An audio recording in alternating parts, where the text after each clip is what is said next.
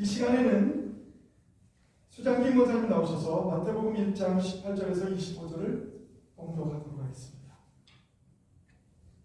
예수 그리스도의 나심은 이러하니라. 그의 어머니 마리아가 요셉과 약혼하고 동거하기 전에 성령으로 잉태된 것이 나타났더니 그의 남편 요셉은 의로운 사람이라 그를 드러내지 아니하고 가만히 끊고자 하여 이 일을 생각할 때에 주의 사자가 현명하여 이르되 다윗의 자손 요셉아 내 아내 마리아 들여오기를 무서워하지 말라. 그에게 잉태된 자는 성령으로 된 것이라. 아들을 낳으리니 이름을 예수라 하라. 이는 그가 자기 백성을 그들의 죄에서 구원할 자이심을 심이라 하니라. 이 모든 일이 된 것은 주께서 선지자로 하신 말씀을 이루려 하심이니 이르시되 보라 처녀가 잉태하여 아들을 낳을 것이요 그의 이름은 임마누엘이라 하리라 하셨으니 이를 번역한즉 하나님이 우리와 함께 계시다 함이라.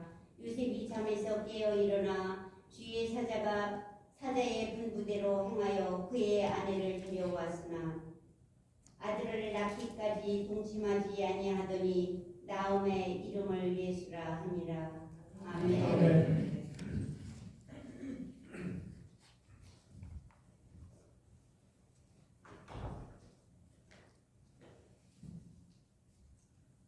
할렐루야.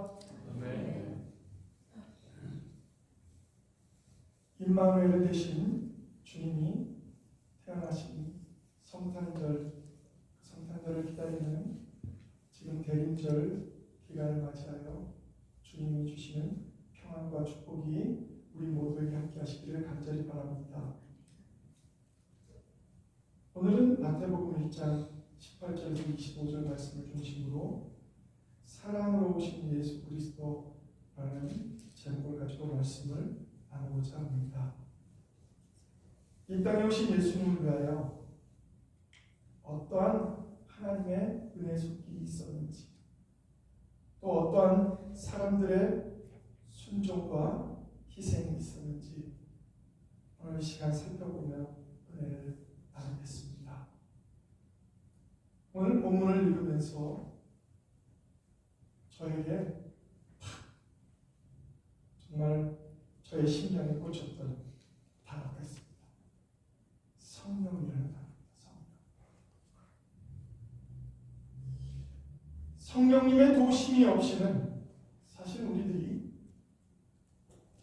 믿음을 시작할 수 없다는 것을 잘 압니다. 우리들의 믿음도 성장할 수 없습니다. 그러므로 우리는 성령의 도움을 받아야 합니다. 그런 면에서 우리들은 성령의 충만함을 날마다 구하며 살아야 합니다. 어떤 이들은 같은 환경에서도 너무너무 힘들어하고 너무너무 외로워하고 괴로워하고 불평합니다. 또 다른 이들은 같은 환경에서도 주님을 찬양하며 감사하며 살아갑니다. 왜 이런 다른 형태로 나타날까요? 살아계신 하나님과 온전히 교통하는, 즉 기도하는 성도들, 또 말씀을 통해서 하나님의 말씀에 순종하는 성도들, 이런 성도들은 어떠한 환경에 처해 있든지 그것이 주님의 인도하심으로 믿고 주님께 영광 돌리며 감사하며 살아간다는 것입니다. 그 이유는 어린이들을 보면 너무나도 쉽게 알 수 있습니다. 어린이들이 혼자 있을 때 너무나도 연약한 존재입니다. 심지어 자기보다 조금 더 힘이 세거나 강해 보이는 이들이 괴롭히면 그 괴로움을 그대로 몸으로 받을 수밖에 없습니다. 그런데요, 그 연약한 그 어린아이가 자기 눈에 보이기 시작하면 갑자기 태도가 역전됩니다. 딱 돌아서서 아직 부모님은 멀리 있고 오지도 않았는데, 즉 가까이 오시지도 않았는데도 그는 돌아서서 갑자기 목에 힘이 들어가고 어깨에 힘이 들어가고, 그리고는 당당히 그 앞에서 맞서는 장면을 저는 어렸을 때 많이 보았습니다. 심지어는 제대로 혼자서 걷지 못해서 지팡이를 들고 걸어가시는 할아버지가 오셔도 그 아이는 딱 돌아서서 당당하게 맞서는 모습을 봤습니다. 왜 그럴까요? 상황 하나도 지금 바뀐 게 없잖아요.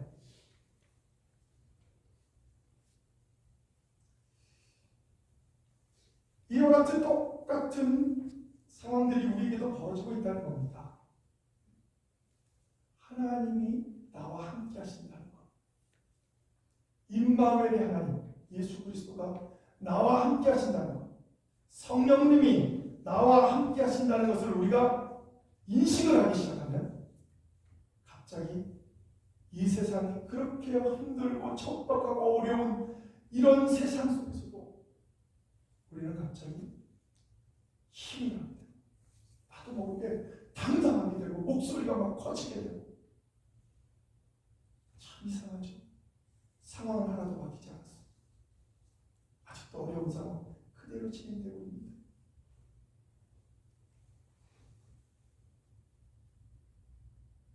이것이 달라진 이유는 믿음이 때문입니다. 믿음. 자신을 믿고 지켜줄 누군가가 있다는 그 신뢰 때문에 그런 일이 벌어지는 것입니다. 그렇습니다. 우리가 사는 이 세대, 어떤 종류의 관계에서도 필수적인 요소는 바로 신뢰입니다. 이 신뢰는 이웃들 간에, 친구들 간에, 부모와 자식 간에 모든 관계에서도 나타납니다.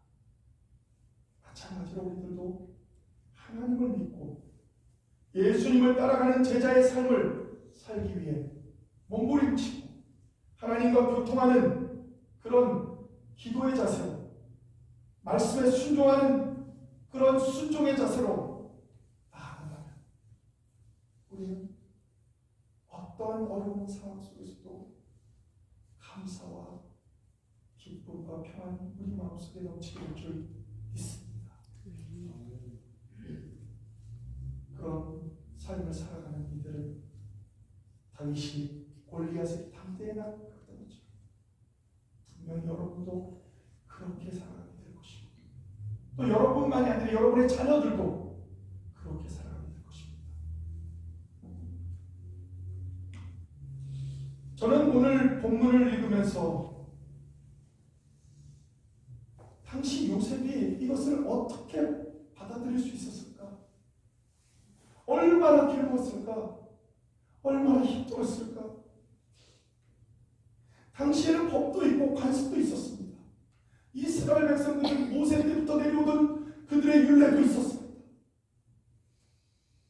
그런 관습의 테두리 안에서 성실히 살아가던 요셉은 천천병력과 같은 정말 말도 안 되는 일이 벌어지게 됩니다.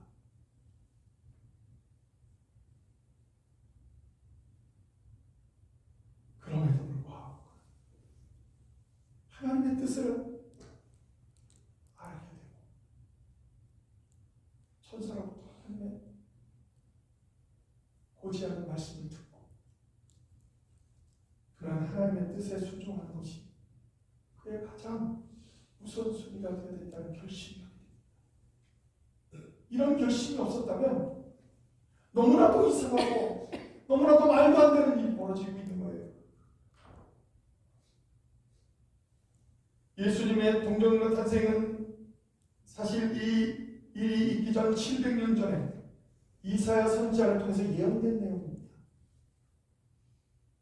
이사야 7장 14절에 보면 이사야는 하나님의 지시를 받고 이렇게 예언합니다. 주께서 친히 징조로 너희에게 주실 것이라. 보라, 처녀가 잉태하여 아들을 낳을 것이요 그 이름을 임마누엘이라 하리라.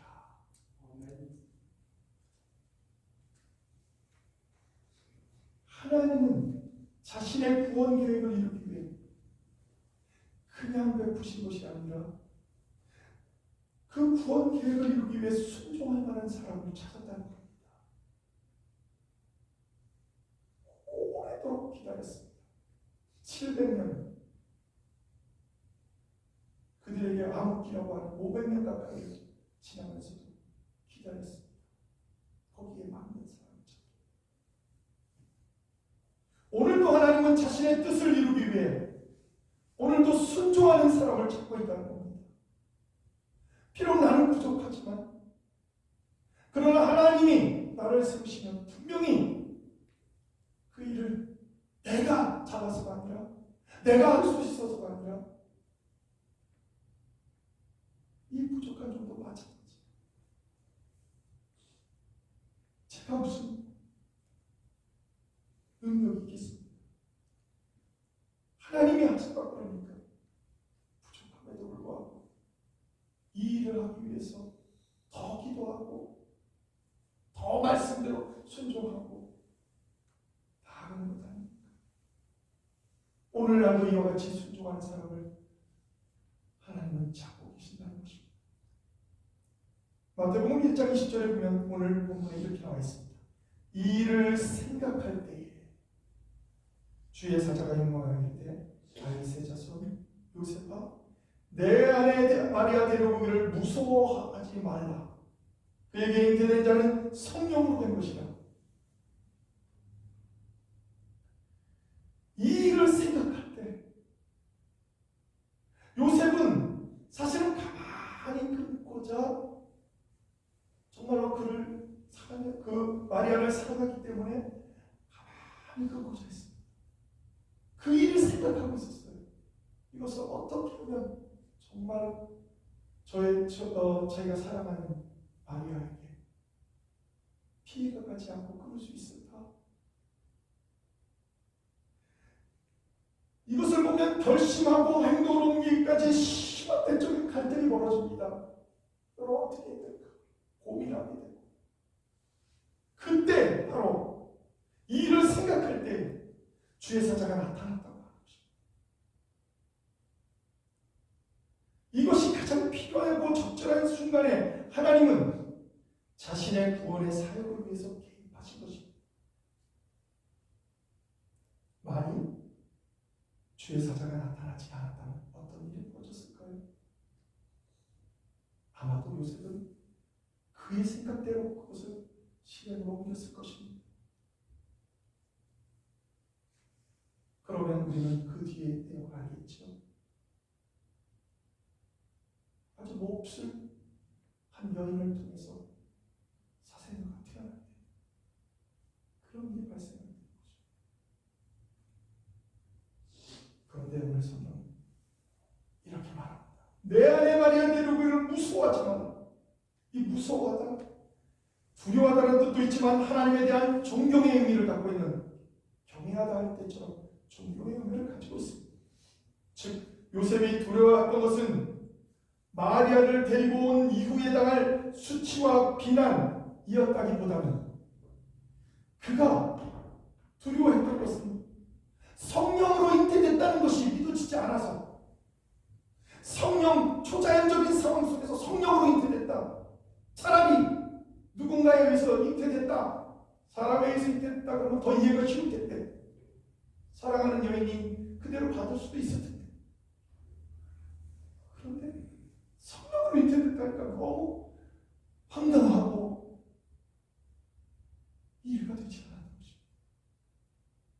지금도 수많은 사람들은 이것을 믿지 못하고 살아갑니다.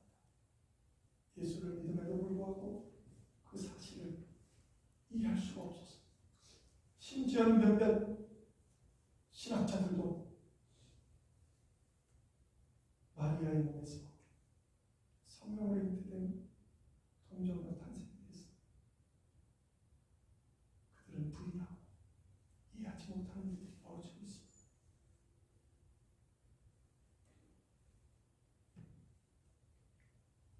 요셉의 두려움은 주의 사자가 나타남과 이로써 듣게 되는 메시아 탄생에 대한 경건한 두려움이 있다고 것입니다. 마태복음 1장 21절에 보면 그 이후에 계속 이어지는 천사의 말이, 주의 사자의 말이 이렇게 씁니다. 아들을 낳으리니 이 이름을 예수라 하라. 이는 그가 자기 백성을 그의 죄에서 구원할 자이시니라. 천사의 예수님 잉태를 알리는 이 부분의 핵심이 여기 있습니다. 원래 자녀의 이름을 유대인들은 그의 부모님이 지어주는 것이 그들의 권리고 의무였습니다. 자녀의 이름은 그의 부모가 지어줘야 돼요. 그래서 그들이 아이가 태어나고 나서 8일 만에 할례를 바꿔서 비로소 그 부모가 지어준 이름을 가지고 그 아이는 자라게 된 것입니다. 이것이 이스라엘의 관습이었어요. 그런데 예수님의 이름은 그가 태어나기도 전에 이미 지어졌습니다. 하나님의 지시하셔서 그 이름이 지어졌습니다. 이게 무엇을 말하는가? 우리는 기억해야 합니다. 하나님 자기 아들이라는 것을 표시하기 위해서 미리 그 아이의 이름을 지었다는 거예요. 예수의 이름. 그 부모가 짓게 하지 않았습니다. 물론 마리아와 요셉 사이에서 태어난 여러 자녀들이 또 있습니다. 그 자녀들의 이름은 그의 부모 요셉과 마리아가 지었습니다. 그러나 예수의 이름 하나님이 지었다는 것은 하나님이 진짜 아버지, 이것을 성경은 말하고 있는데, 그리고 그 이름의 뜻이 무엇입니까? 그가 자기 백성을 그들의 죄에서 구원할 자이십니다. 저는 이 구절을 읽을 때마다 얼마나 행복한지 모릅니다. 예수님이 이 땅에 오신 이유가 바로 여기에 있다. 그가 자기의 백성을 그들의 죄에서 구원할 자이십니다. 여기서 자기 백성이라는 것은요, 여러분 잘 아셔야 합니다. 이스라엘 유대인들만 가르치는 게 아니에요. 요한복음 3장 16절에 보면 하나님이 세상을 이처럼 사랑하사 세상의 모든 사람들, 세상의 모든 피조물들을 다 사랑한다고 말했습니다. 그래서 이 땅에 오셨다고 말하고 그를 믿는 자는 멸망하지 않고 구원을 얻는다고 말씀하셨습니다. 그렇다면 여기에서 자기 백성은 누굽니까? 그 모든 백성을 얘기하는 거예요. 이 유대인들만 얘기하는 것이 결코 아닙니다. 그리고 그들의 죄에서 구원한다, 이 말은 어떤 자연적인 위험이나 정치적인 억압이나 질병으로부터 이끌어내는 것뿐만 아니라 죄로부터 영원한 죽음으로부터 구원한다는 뜻이 담겨져 있는 내용입니다. 그런데 그때 당시 이스라엘 백성들, 자기 백성에게 해당되고 또 로마의 지배로부터 벗어나는 정치적인 구원만을 생각했습니다. 참으로 안타까운 일이 벌어진 것입니다. 계속적으로 23절에 이렇게 말합니다. 보라, 처녀가 잉태하여 아들을 낳을 것이요 그의 이름을 임마누엘이라 하리라 하셨으니 이를 번역한즉 하나님이 우리와 함께 계시다. 사실 죄인인 우리들과 하나님이 함께 하신다는 것은 정말 우리가 말로 표현할 수 없는 하나님의 은혜의 표현 아닙니까? 여러분 만약에 여러분에게 잘못한 사람과 같이 앉아있는 것이 쉽습니까? 그 죄를 끔찍하고도 싫어하시는 주님께서 얼마나 우리를 사랑하셨으면 그 죄를 짓고 있는 우리들에게 사랑한다고, 우리의 모든 죄를 용서하신다고 말씀하고 있는 겁니다. 그렇게 사랑을 받은 우리들은 똑같이 예수님의 사랑을 전하는 빛의 자녀가 되어야 합니다. 소금의 자녀가, 소금의 역할을 감당하는 성도가 되어야 합니다.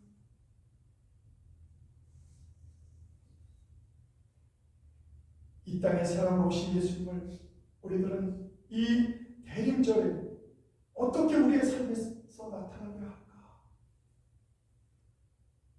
요셉과 같은 희생을 하고 우리는 정말 살아가고 있을까? 마리아처럼 정말 온전히 자기에게 당해진 모든 일들을 희생으로 순종으로 그것을 받아들일 수 있을까? 성경은 예수 그리스도의 어머니 마리아뿐만 아니라 아버지 요셉도 예수 그리스도의 거룩함을 더럽히지 않으려고 예수님이 태어날 때까지 그런 많은 희생을 감당합니다.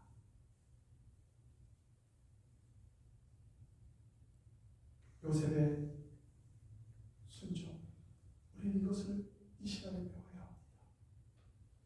사랑으로 오신 예수님만 요구할 것이 아니라 우리도 사랑으로 그 주님을 사랑하고 하나님을 사랑하고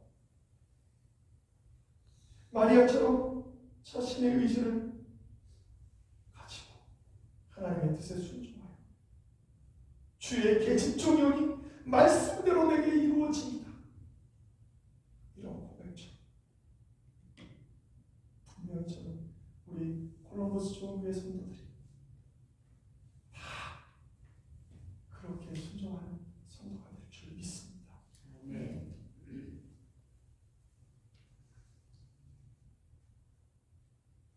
내년 2023년을 생각할 때 저는 너무나도 희망적인 교육을 통하여 예수님을 닮아가는 교회로서 나아가 우리 교회 모습을 상상합니다. 그런데 거기에도 분명히 우리들의 순종과 우리들의 결단과 우리들의 희생이 분명히 필요할 것입니다. 주님께서 이 땅에 오셔서 우리를 구원하셨다는 것을 생각할 때 저는 이 복음서가 생각납니다. 이제 내가 살아도 주 위에 살고 이제 내가 죽어도 주 위에 죽네. 하늘 영광 보여주며 나오라 하네. 할렐루야 찬송하며 죽게 갑니다. 그러므로 나는 사나 죽으나 주님의 것이요 사나 죽으나 사나 죽으나 날 위해 피 흘리신 내 주님의 것이요. 이 말씀은 로마서 14장 8절의 말씀입니다. 우리가 살아도 주를 위해 살고 죽어도 주를 위해 죽나니 그러므로 살아 죽으나 우리의 것이로다. 하나님의 영광을 위해 산다는 것은 그냥 상상 속에 있는 어떤 허풍과 같은 것이 아닙니다. 현실 속에서 순종하는 삶입니다. 오늘도 순종하며 앞으로 나아가는 모든 성도님들과 저가 되기를 주님의 이름으로 축원합니다. 기도하시겠습니다. 하나님, 오늘도 거룩한 주의 백성들이 주님 앞에 나와 예배를 드리며 사랑으로 이 땅에 오신 예수님, 또 사랑으로 그 독생자 예수 그리스도를 이 땅에 보내주신 하나님, 그리고 예수 그리스도가 이 땅을 떠나실 때 보혜사 성령님을 우리에게 보내주셔서 우리를 사랑으로 보호하시고 인도하시고 지키시는 성령님의 은혜를 기억하게 하시고 오늘도 복된 삶을 살아갈 수 있도록 인도하여 주옵소서. 예수님의 이름으로 기도합니다.